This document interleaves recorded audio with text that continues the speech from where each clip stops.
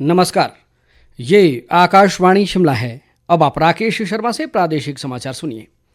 कांग्रेस की राष्ट्रीय महासचिव प्रियंका गांधी ने कहा है कि भाजपा धर्म के नाम पर वोट मांगती है और धर्म का कोई काम नहीं करती। ऊना जिला के गगरेट में एक चुनावी जनसभा में उन्होंने कहा कि पिछले दिनों भाजपा ने धन बल के आधार पर प्रदेश सरकार को गिराने का भी प्रयास किया है। प्रियंका गांधी ने कहा कि केवल 10 वर्ष के शासनकाल में ही भाजपा दुनिया की सबसे अमीर पार्टी बन गई है। उन्होंने आरोप लगाया कि महंगाई व बेरोजगारी को कम करने में भी भाजपा सरकार पूरी तरह से नाकाम रही है। कांग्रेस महासचिव ने कहा कि पिछले वर्ष आई आपदा को केंद्र सरकार ने राष्ट्रीय आपदा घोषित न कर आपदा प्रभावितों के साथ विश्वासघात किया है। कांग्रेस के वरिष्ठ नेता व मुख्यमंत्री सुखविंदर सिंह सुक्खू सहित अन्य नेताओं ने भी जनसभा को संबोधित किया। प्रदेश में 1 जून को होने वाले लोकसभा चुनाव और विधानसभा उपचुनाव के लिए प्रचार अभियान अंतिम चरण की ओर बढ़ रहा है और अब केवल 4 दिन शेष रह गए हैं। भाजपा और कांग्रेस दोनों ही प्रमुख दलों के शीर्ष केंद्रीय नेता प्रदेश में चुनाव प्रचार के लिए आ रहे हैं और मतदाताओं को रिझाने का प्रयास कर रहे हैं। भाजपा के राष्ट्रीय अध्यक्ष जेपी नड्डा ने आज किन्नौर जिला के छोलटू और शिमला जिला के ननखड़ी व रोहडू में जनसभाओं को संबोधित किया। उन्होंने कहा कि भाजपा विकासवाद के लिए वोट मांग रही है ताकि देश में एक बार फिर विकास की गंगा बहाई जा सके। जेपी नड्डा ने कहा कि पिछले 10 वर्षों में प्रधानमंत्री नरेंद्र मोदी ने देशवासियों के मन में नई उमंग जगाई है और जन कल्याण के लिए कई योजनाएं शुरू की गई हैं। उन्होंने बताया कि दुनिया के सबसे बड़े स्वास्थ्य कार्यक्रम आयुष्मान भारत के तहत 5 लाख रुपए तक का मुफ्त इलाज सुनिश्चित हो रहा है। मंडी संसदीय क्षेत्र से कांग्रेस उम्मीदवार विक्रमादित्य सिंह ने भाजपा पर प्रदेश के लोगों को गुमराह करने का आरोप लगाया है।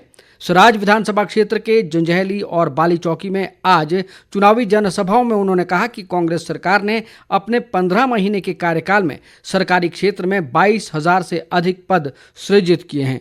विक्रमादित्य सिंह ने कहा कि कांग्रेस सरकार ने ओपीएस बहाल करने सहित महिलाओं को हर महीने 1,500 रुपए की सम्मान राशि देने की गारंटी को पूरा किया है।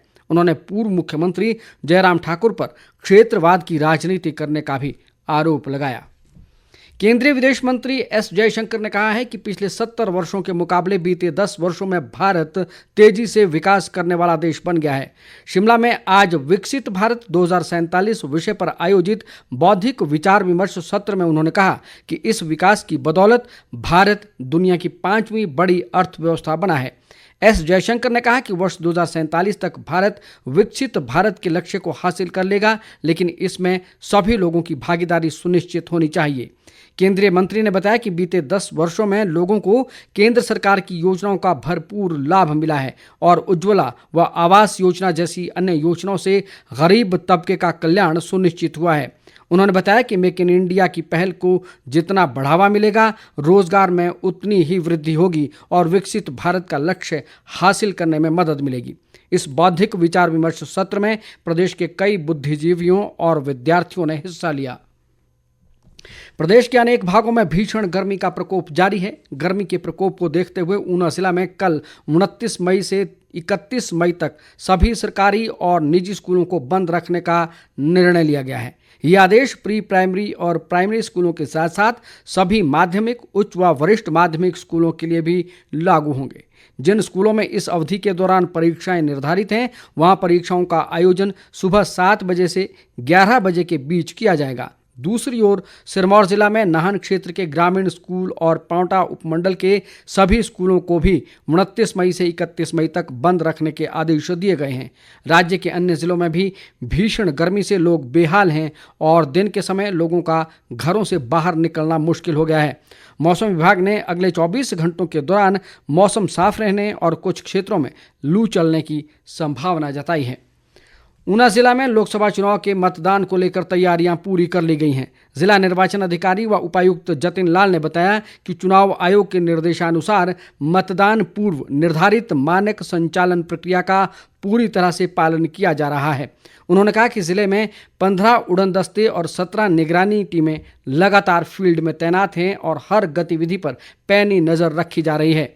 जिला निर्वाचन अधिकारी ने जानकारी दी कि ऊना जिला में अब तक 3,736 वोटरों ने अपने घर से मताधिकार के प्रयोग की सुविधा का लाभ उठाते हुए मतदान किया है। इसके साथ ही समाचार बुलेटिन समाप्त हुआ। नमस्कार।